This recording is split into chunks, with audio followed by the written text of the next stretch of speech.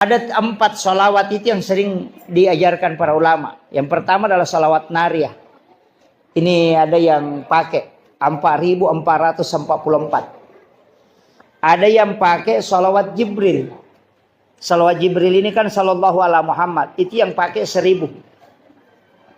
Ada yang pakai sholawat Ibrahimiyah. Di sholawat Ibrahim ini 777. Iya, tapi yang saya pakai itu Pak Bu, terus terang saya sampaikan adalah sholawat Jibril. Karena itu yang paling gampang.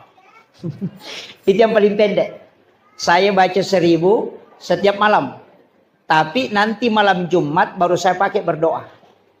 Karena itu pesannya. Itu setiap malam baca 1000. Sudah baca tidak usah berdoa.